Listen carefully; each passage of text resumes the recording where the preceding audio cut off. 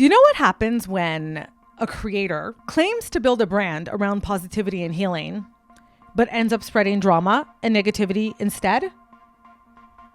The internet loves it, while conveniently forgetting that it's part of the problem. In early 2024, and in just 4 months, Tilemachos Bitsikakis, founder and face of the brand Be Better Company, skyrocketed to viral TikTok fame by exposing the moral failings and manipulative marketing tactics of social media's biggest influencers and brands. His sharp analysis and candid commentary struck a chord with millions who were fed up with the facade of influencer culture and who were hungry to see these LA held accountable. However, by September 2024, in a twist of fate, Tilemachos Bitsikakis found himself at the center of the same kind of PR disaster he had built his platform dissecting, but also, no shade, instigating. A video he'd post critiquing Kamala Harris's presidential campaign would backfire epically. Critics would accuse Bitsikakis of spreading misinformation, failing to do proper research, and most damaging of all, pushing an evil agenda to sway voters towards Donald Trump,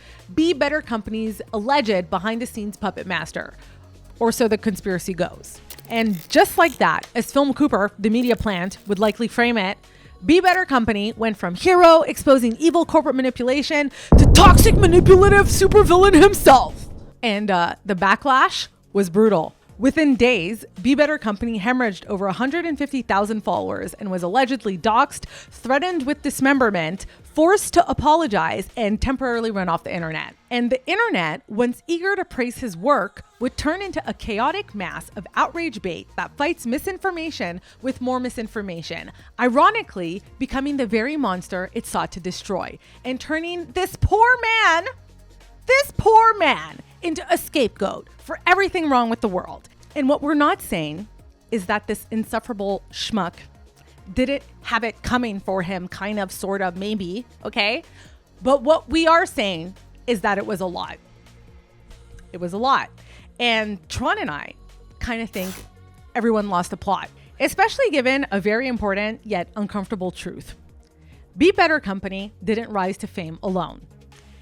His fame was driven and a product of our collective and insatiable hunger for drama, controversy, and negativity. And as far as we're concerned, no one cared enough to point out the cracks in his brand until outrage became profitable. So who's the real hypocrite now? Welcome back to my bedroom. My name is AD. This is my first YouTube collaboration with my friend and fellow creator, Tron. If you like this video, make sure to like and subscribe to the both of us. And if you don't, you can see yourself right out as per usual. And excuse the mess. I've been a busy bee lately. I'm currently getting ready to ride off to beautiful British Columbia, Canada for at least a month. And I've been packing. I've been trying to figure out what to bring with me. What do we think about the shoes? What about the t-shirt? I stole it from a boy and I'm definitely not giving it back. He's a millionaire. He doesn't need the t-shirt. I'm the captain now. Nestled within a sprawling estate in what people believe to be the Greater Toronto area lies the family mansion of our man behind The Meltdown, the now infamous Canadian entrepreneur and TikTok creator called Tilemachos Bitsikakis, also known as the face of Be Better Company. Be Better Company is a brand that sells honey infused with botanical concentrates. There's a lot we don't know about Tilemachos Bitsikakis, like his age, somewhere in the range of 20 to 30, which is relevant because he's become known for flashing his master's degree on camera and claiming that he's the youngest person in Canada to have graduated with an MBA, period. However, what we do know is that Tilemachos loves to play the small town boy card, often claiming that he's from the smallest town in Canada. Except, fun fact, according to my research, that doesn't really check out. The smallest town in Canada is called Tilt Cove in the province of Newfoundland and has a population of 4 people. Unless I misunderstood something, the Bitsikakis family alone consists of 7 people. 4 sisters, including a set of triplets, often featured in Be Better's videos. So yeah, consider me confused, but also, who really cares if any of what he says is real? Because in this video, we have bigger fish to fry. Just like how you shouldn't let this humble small town boy narrative distract you from the obvious. The Tilemachos family is loaded. But relevant to the misinformation people have been spreading about him, he's also never tried to hide that. According to my investigation, Be Better Company's first TikTok video ever in September 2020 was literally, "Ha! I'm rich!"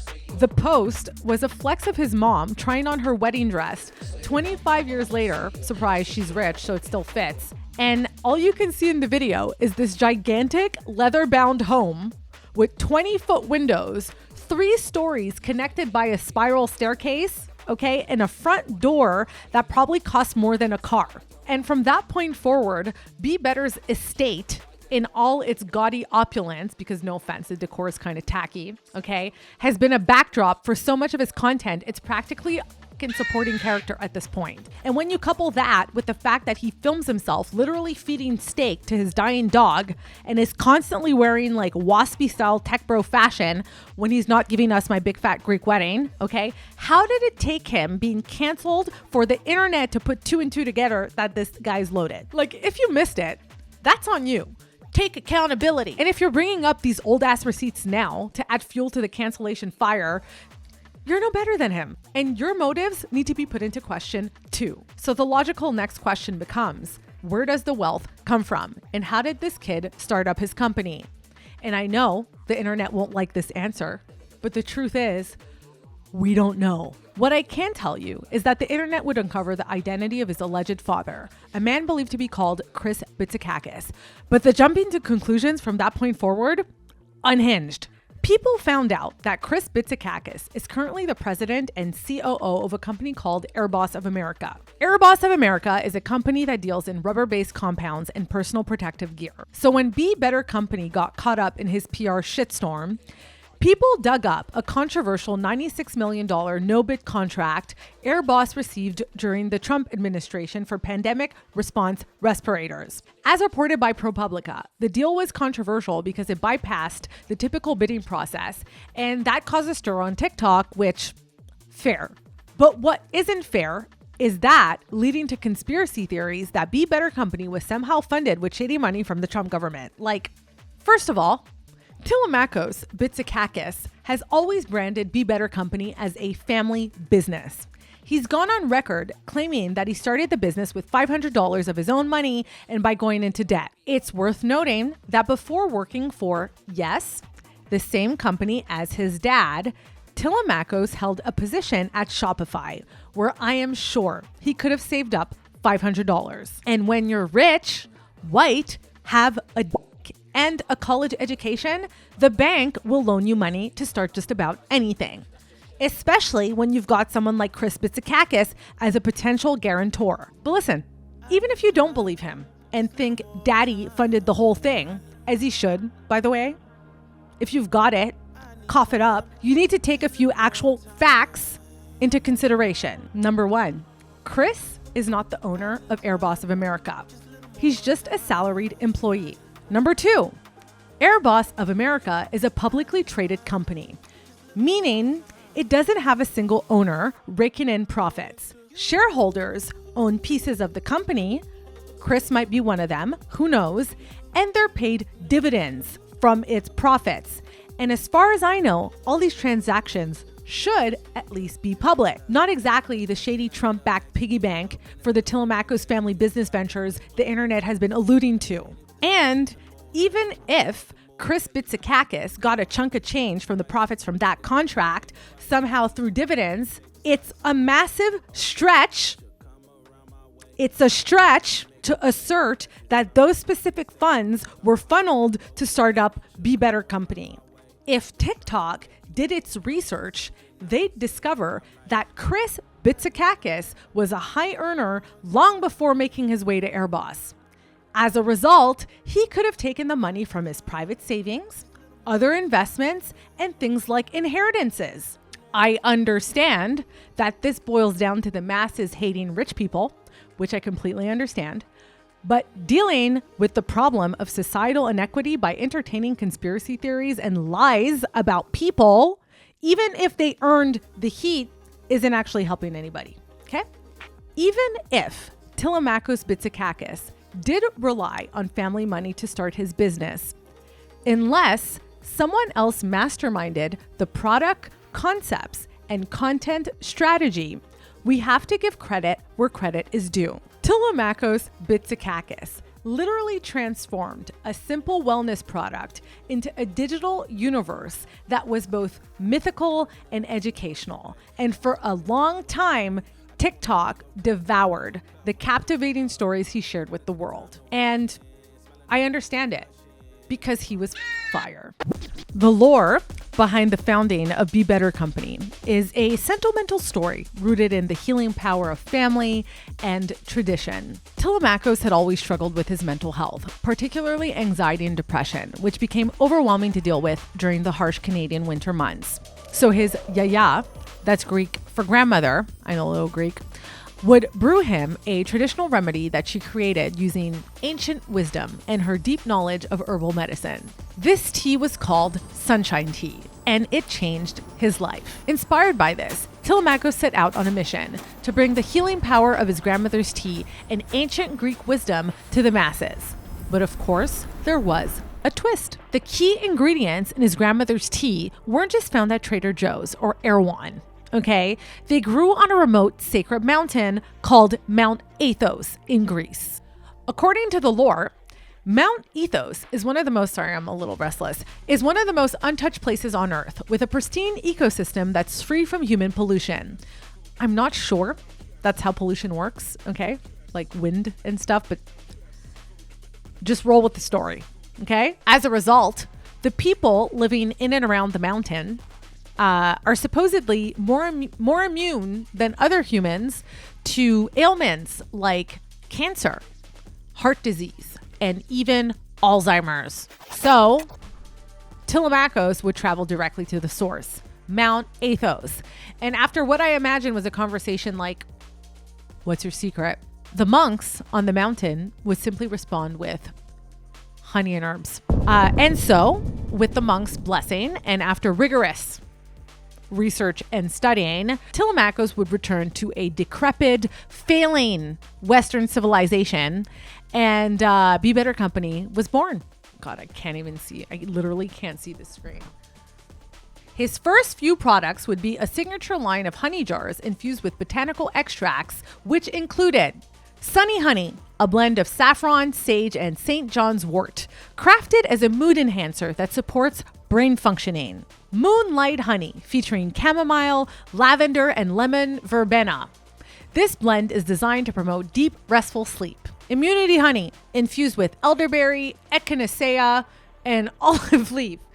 It's marketed as a defense against cold and flus. Tummy Honey, combining ginger, peppermint, and lemon. This blend is aimed at soothing the stomach and supporting digestion. Energy Honey, a stimulating mix of Greek coffee, cinnamon, and sea salt, designed to boost stamina and vitality.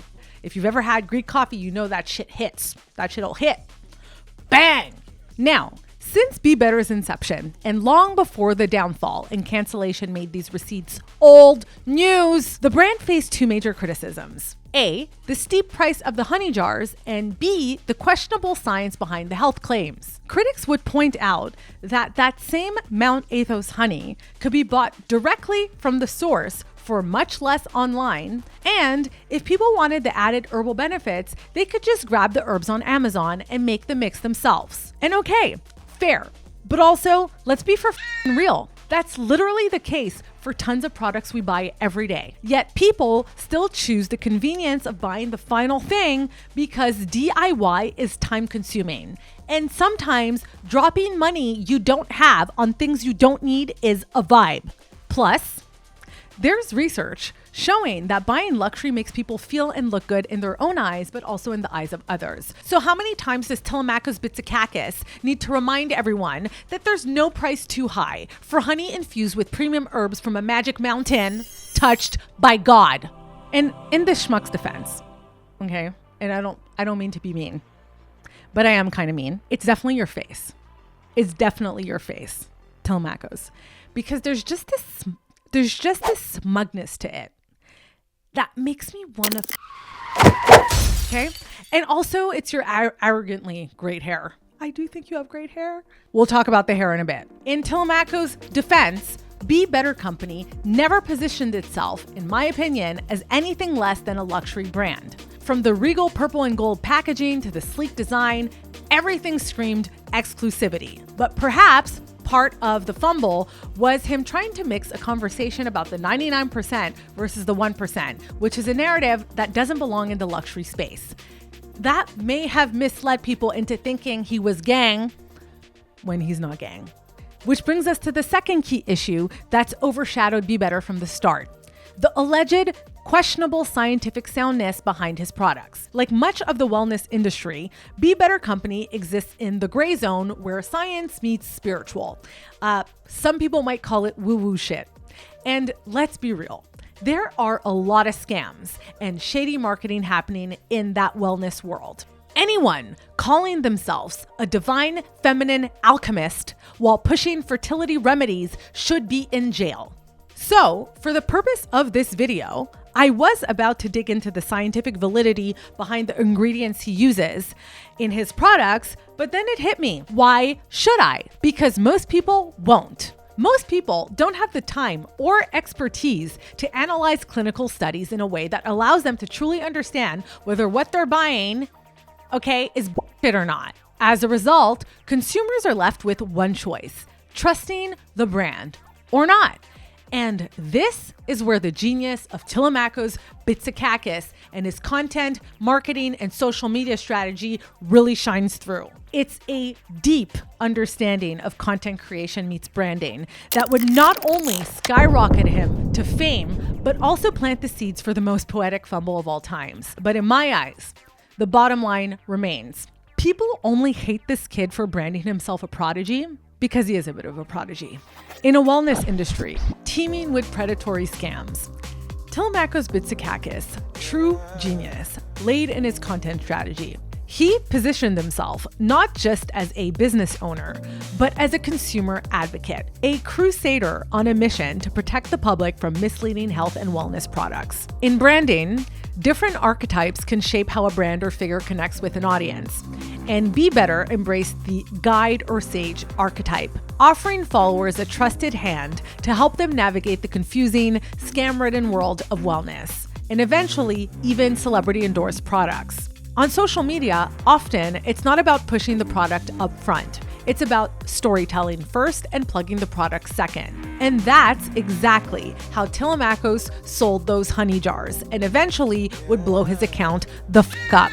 This kid, because I don't know how old he is, young man, mastered narrative-driven marketing and executed it flawlessly on TikTok. Hate him all you want, but if you've got an entrepreneurial bone in your body, you'd better be taking notes. Even before the infamous Downfall series, Tilemachos Bitsikakis had already built a captivating content strategy that seamlessly blended education with entertainment. One standout was his Natural Knockoff series, where he recreated unhealthy popular products using natural ingredients. He offered alternatives to everyday staples like Dr. Teal's sleep spray, Vaseline, and even would recommend healthier options for coffee. His content also featured deep dives into herbs, passionate explorations of various plants, many of which were present in his products. Not only did he break down their supposed health benefits, but he also wove in mystical, sometimes eerie backstories, pulling from folklore and myth. He took on the wellness industry too, with exposés on scammy products making bogus claims. A memorable one was his takedown of probiotics, where he called them out as bullshit. Then there was the saffron investigation, one of his most notable series. In it, he embarked on a quest to determine whether Amazon sold saffron, conveniently his competitor, was authentic or fake, all while educating his audience on how to spot phony saffron themselves. This strategy catapulted Be Better to viral success on TikTok well before the infamous Downfall series.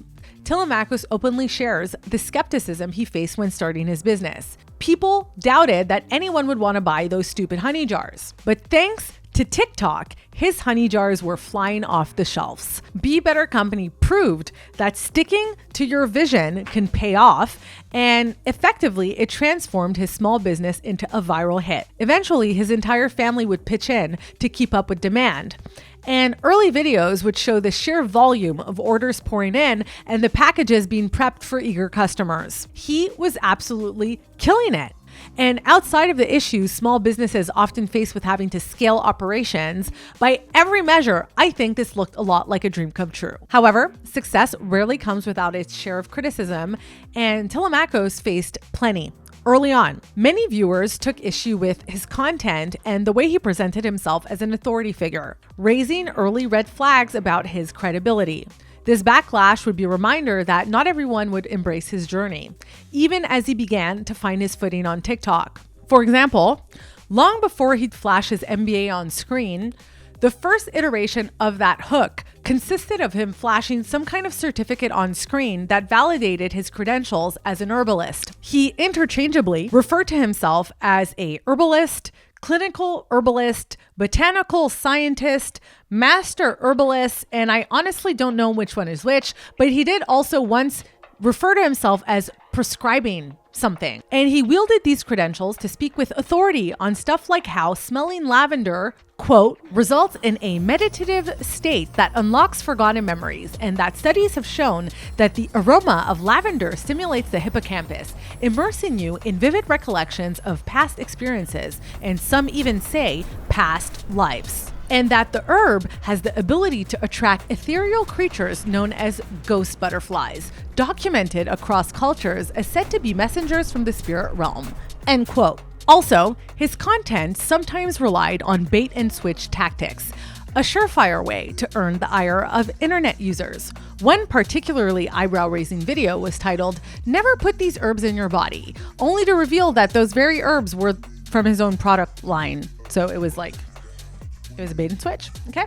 This brings me to the significant flaw in his more like journalistic style content. You can't position yourself as anything close to a journalist or having a journalistic method while simultaneously having a stake in the game or competing with the person or entity you're trying to expose or pick apart, even if the analysis, okay, or expose ends up being a positive one. Take his saffron investigation as an example. It primarily involved analyzing his competitors' products. But within the realm of ethical journalism, that effectively undermines your credibility and objectivity. Another good example is his deep dive on Nick Sturniolo, where he critiqued an influencer pushing a lip balm product while ending the video by plugging his own lip balm product. This kind of content can be problematic because it presents itself as education, when really it's just marketing disguised as information. And that becomes a serious issue when your audience starts to view you as a reliable authority figure who can advise them on things like pregnancy.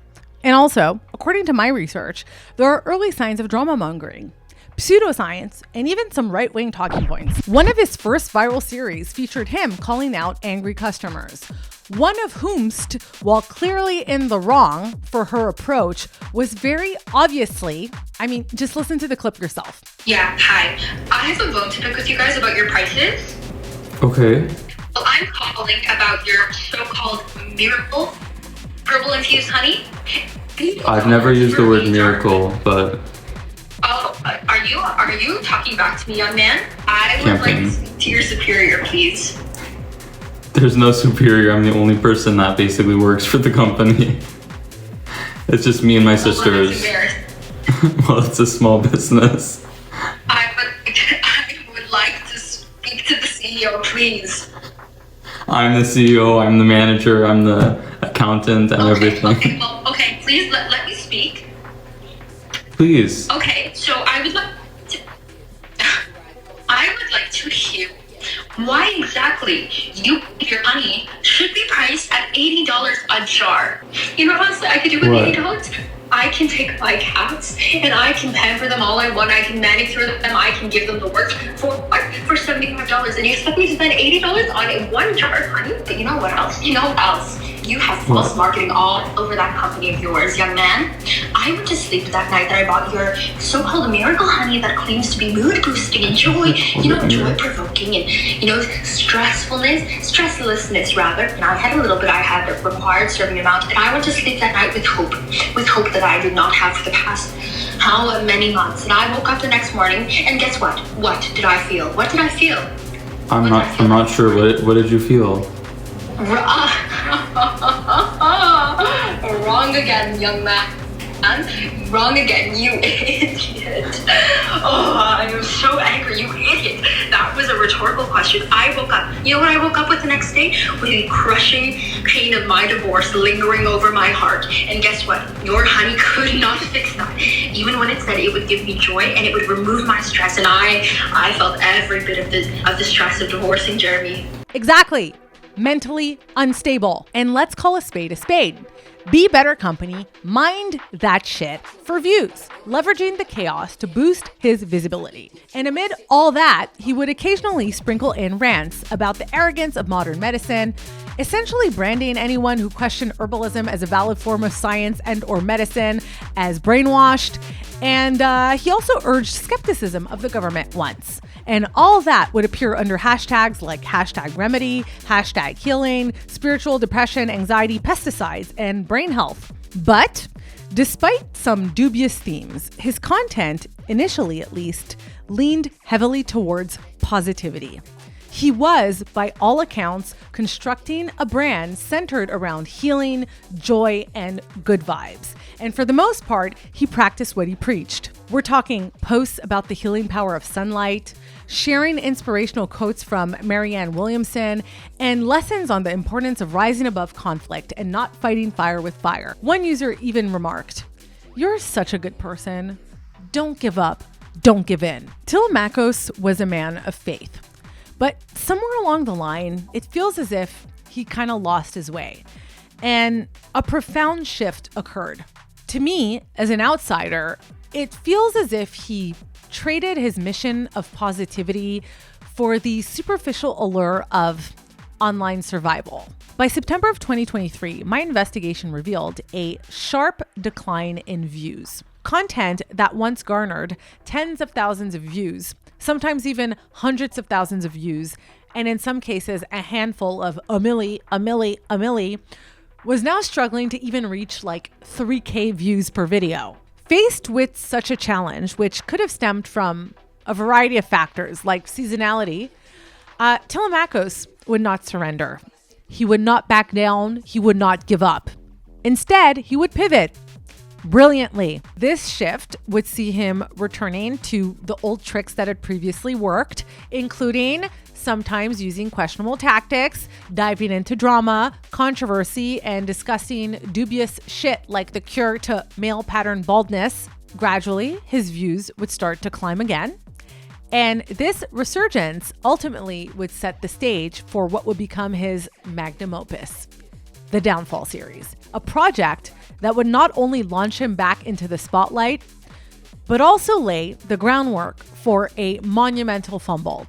And karma bit his ass. So Be Better would start off all his videos by announcing that he was the youngest person ever in Canada to graduate with an MBA. He'd show the degree and then casually toss it to the side before giving his analysis. He would oftentimes talk about the deceptive marketing tactics of businesses and influencers. And for the most part, I thought that he had some really good takes and made some really good observations. You could definitely see why his videos performed well. But then things started to get a little bit more weird when he would focus less on talking about businesses' failed marketing tactics and more on influencers. And that all kind of came to a head in a video where he talked about why he thought Kamala Harris's presidential campaign was a failure. In the video, he talked about her over-reliance on social media and why he thought that she wasn't a really good speaker and kind of fumbled upon her words. But watching that Kamala Harris video, it kind of gave me the impression that he must not have actively engaged with the Kamala Harris's campaign in the last 6 months.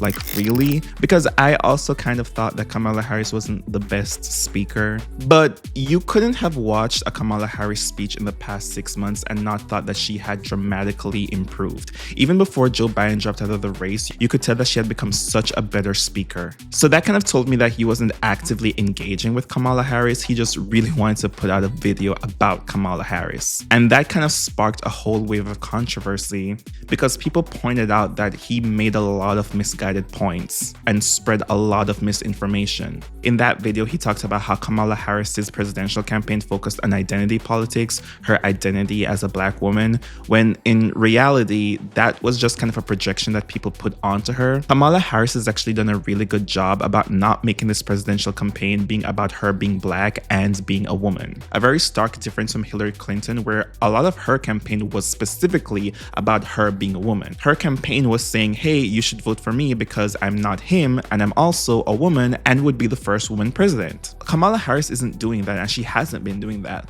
A lot of the uproar about her identity as a woman and a Black woman has just been what people specifically on the right has projected onto her. So him saying that was just straight up wrong, and it really did feed into my suspicion that he made that video about Kamala Harris in kind of a rush to just put out a video about her. And then that spiraled into a whole hate train about Be Better. So let's first talk about a little bit of the hypocrisy of Be Better. Watching Be Better's videos, he always made a point to separate himself from the influencer title. He didn't like when other people called him an influencer. He would deny being an influencer, and he actively positioned himself as someone who was only showing people how misleading and deceptive influencers can be. And while at times I did think he made some really good observations and analysis, there were times where it was clear that his animosity towards influencers clouded his judgment. I've always felt that his videos were always at their most poignant, seemingly well-researched and structured when he was talking about the marketing tactics of businesses. It was very clear to me that despite being very young, I think we're the same age, he knew what he was talking about. His degree wasn't simply for show, there was some amount of expertise and knowledge behind what he was saying. However, when he made downfall videos on influencers, that was when some of the animosity for influencers really started to show through. And I just want to explore that for a bit. The first drop in the bucket for me was the whole Hailey Bailey situation. Now, the whole Hailey Bailey Met Gala situation frustrated me to no end because it felt like the internet had just really lost the plot. There was a lot of misinformation about the situation circulating at the time, and he made a video about it, not necessarily spreading misinformation about the situation, but clearly piggybacking off the false narratives that were being spread about the situation at the time. And a lot of it was based in part because of his own personal experiences with her. So if you're unaware, Hailey Bailey, this really huge TikToker, became public enemy number one after she attended the Met Gala. She became the unexpected face of the Met Gala and celebrity culture backlash that happened a couple months ago. Basically, it appeared as if Hailey Bailey attended the Met Gala dressed as Marie Antoinette and then did a TikTok using a popular quote that was attributed to her, "Let them eat cake." Almost instantaneously, Hailey was met with an insane amount of backlash as more innocent Palestinian lives were being lost in the ongoing war. There was a protest being held in support of Palestinians that was taking place directly outside of the Met. So people understandably thought it was incredibly tone deaf for Hailey to post a video like that, given the circumstances. And honestly, the backlash and critique could have just ended there. But so much misinformation about the situation began to spread. Even historical inaccuracies about the situation started to spread. A lot of people didn't really understand what the "let them eat cake" quote meant and how it was kind of falsely attributed towards Marie Antoinette. You know, I'm a bit of a history buff, so I'm just going to take a minute to explain it. Marie Antoinette was at one point Queen of France. And during the time, there was a lot of political unrest happening, and the poor were really struggling at the time. There's no real evidence to support the fact that Marie Antoinette actually said this. There's some speculations that people spread that rumor that she said it to drum support about overthrowing the ruling class. And in a similar situation to the Be Better fiasco, they started to spread that rumor that Marie Antoinette said that so that people would hate her more and be more willing to overthrow her. There's two ways to kind of interpret the quote. Cake was a really luxury and expensive expensive item at the time. So one way to interpret it would be that in hearing that her people were suffering and were really hungry, Marie Antoinette kind of flippantly just saying let them eat cake shows how disconnected she was to reality and how she doesn't understand how peasants can't afford cake. Another interpretation is that the French translation for that word isn't actually referring to the type of cake that we eat like pastries, but a really sweet and hard dough that is kind of disposed of during the baking process. So her saying let them eat cake is essentially her saying let them eat garbage. Either way, the quote is kind of to highlight how disconnected Marie Antoinette as this super rich person is from the reality and daily struggles of regular people. So when Hailey Bailey, dressed up as Marie Antoinette, did that TikTok, it kind of encapsulated the feeling and animosity that a lot of people were having for celebrities who attended the Met at the time. But again, there was a lot of misinformation about the situation that was circulating. For one, people found out how much money it cost to attend the Met Gala, which was around $75,000. And people thought that Hailey Bailey paid $75,000 just to attend the Met Gala. First of all, it's important to note that individuals don't pay to attend the Met Gala. The Met is an invitation-only event. The $75,000 per table is paid by major fashion houses like Chanel, Dior, Thom Browne, as a contribution to the museum. And then those fashion houses pick celebrities that they want to wear their clothes. And then those attendants are approved by Anna Wintour. So no, Hailey Bailey did not pay $75,000 to go to the Met Gala. Neither did Zendaya or any of the other famous rich celebrities who attended the Met. The fashion houses paid that price. Also, Hailey Bailey didn't go to the Met Gala. She never went inside. There are no pictures of her on the carpet because she was never invited. She was asked by E! to interview people on the outside as they made their way into the Met. So was the video tone deaf? Sure, but it felt like people were going out of their way to make the situation seem worse than it actually was just to justify hating on this girl. And you know, far be it from me to come to the defense of an out-of-touch white woman, but I think it's incredibly ridiculous to make this upper-class white woman the target of an entire movement in the name of the protection of Palestinians. Because instead of putting the focus on Palestine, we make this situation all about her. And Be Better had his own personal experience with Hailey, and in the midst of the backlash, he kind of piled on to that. He made a video talking about how she reached out to him for free products, how out of touch she was, how insensitive she was. And it did kind of disappoint me to see him add on to the dogpiling and needlessly distracting discourse about Hailey Bailey, you know, kind of making her out to seem like this really terrible person. She could very well be, but it just felt like there were more pressing issues that we could have been talking about at the time, and him using his own personal experiences with her through whatever exchange that they had to further justify people hating on her just felt unnecessary. Another situation that I felt like was poorly handled was the situation with Nick Sterniolo. He made a video about Nick Sterniolo's chapstick company.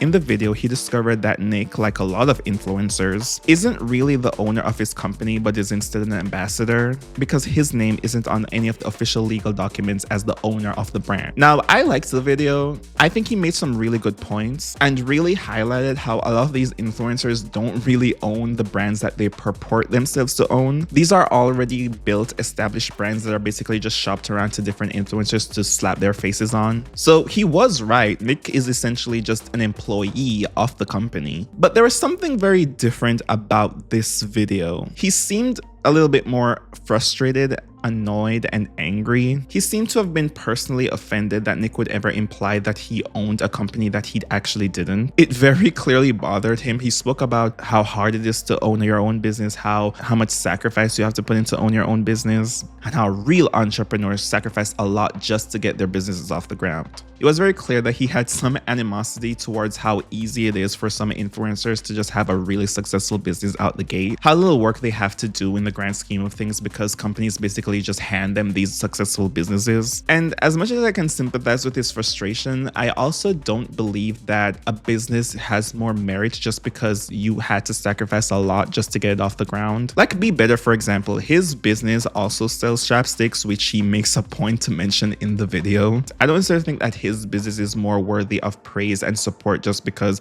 he built it from the ground up and Nick didn't. If Nick's chapsticks are well made and safe for use, then I don't see the problem. If his biggest offense is that they're ridiculously expensive, then what's the big deal? I mean, people have also said that Be Better's honeys are ridiculously overpriced. So even though he wasn't wrong about Nick, it did seem that he made his own personal feelings get in the way of his objectivity. And in that video, he made a point to say that he wanted to lean even more into the negativity because people were calling him a hater. So his response to that was to prove them right and be even more of a hater, which is why his videos after that one were a lot more pointed and insulting of his subjects. And you know what always struck me as weird was that Be Better made it a point to distance himself from the influencer title. He wasn't like those entitled, spoiled influencers who made their living by deceiving and taking advantage of their audience. He was the person who was going to tell people the truth, pull behind the curtain and protect his audience from deceptive practices. So it's a bit weird when he says all of that and then takes a sponsorship deal from Jake